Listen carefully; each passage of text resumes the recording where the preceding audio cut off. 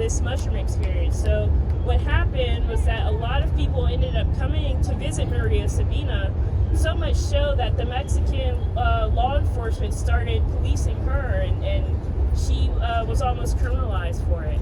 And there were some prominent researchers like Albert Hoffman who wanted, in some ways, were extractive towards Maria Sabina. She was a poor woman, she died poor, but they used her knowledge to learn more about other psychedelics like LSD, MDMA. So she's really credited for popularizing magic mushrooms in the U.S. Awesome. And then a question I have for you is, do you use psychedelics, and how has that affected your work? Yeah. So, despite what some may think, I don't actually use psychedelics super often. Some folks consider cannabis a psychedelic, so I indulge in that. But I started doing, my first psychedelic was mushrooms back in college 10 years ago. I had gotten to a depressive episode, was struggling with suicidal ideation, and I was really desperate for something to make me feel better. Oh, okay. Yeah, I was really desperate for something to make me feel better. My options were SSRIs, and I wasn't too keen on that. One of the things the psychiatrist told me that it would kill my sex drive, and I was like, oh hell no. So, this is like my senior year of college. I got invited to speak at this drug policy reform conference about my dad's experience with like incarceration and deportation, and it was a really cathartic moment. Speaking in front of over 1,000 people, and then afterwards I went to a panel on end-of-life treatment and psychedelics. So they were talking about people with cancer, other terminal illnesses, who are using things like LSD or psilocybin to help with the existential anxiety that they have. And so that really piqued my interest.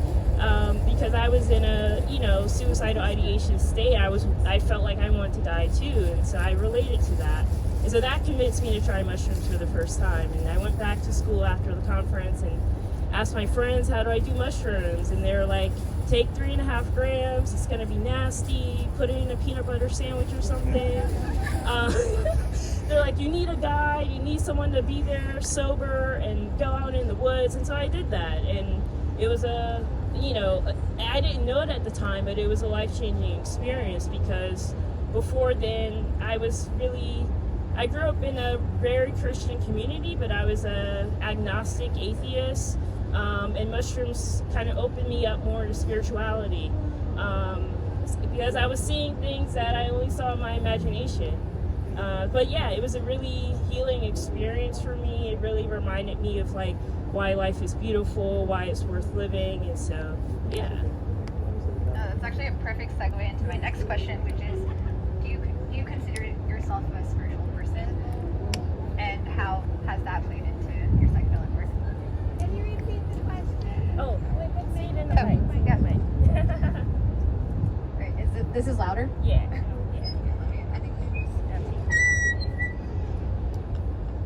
So the next question is, do you consider yourself a spiritual person, and how has that affected your psychedelic work? I want you to answer this question. Okay, so like I was saying, I was an atheist, agnostic teenager. I was reading like Sam Harris books in high school. I'm not proud of that, but I would say yes, I am now. I was raised in Charleston, South Carolina, which is a very Christian community. But my mom left the church as a teenager, and she follows Ifa rather, which is Yoruba spiritual practice. And so I grew up around that more, and in some ways I've come around to it, embracing that. My father's from Jamaica, so they have their own spiritual practices as well. So I love learning about it. I'm more so in a learning space, like learning about Ifa, learning about hoodoo, learning about other spiritual practices. I think what it really boils down to is like our ancestors have used things like mushrooms other herbs, other plants as allies, you know, to help them survive, help them resist suppression. And so I think about that a lot. Yeah.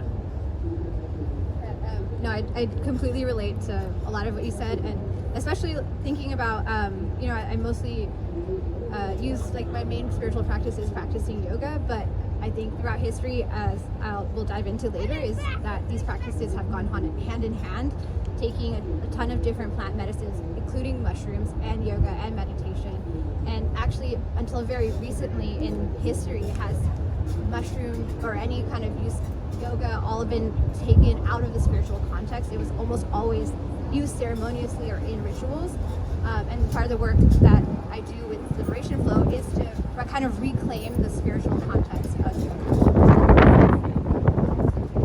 Actually, I have one more question for you, which is, what if people are interested in getting more involved with the type of work you do, what can they do? Yeah, so if you're interested in getting involved, visit our website at www.pocpsychedelics.com. We're on Facebook, Twitter, Instagram. You can sign up for our email list, and we'll send you information on upcoming events, both in person and virtual events. Yeah, also, so I run Liberation Flow. I was going to say I run POC Psychedelic. And so yeah, we have an Instagram, so you can DM us and talk to us about the events that we're doing. And I was going to say, actually, we have a few extra minutes, so if there's any other couple questions from the crowd, we can take that now, or we'll move into the next part of our event. Any questions? Does anybody have a question? Do you guys have any safe spaces for people to come together to have these type of experiences? So, I'm going to repeat your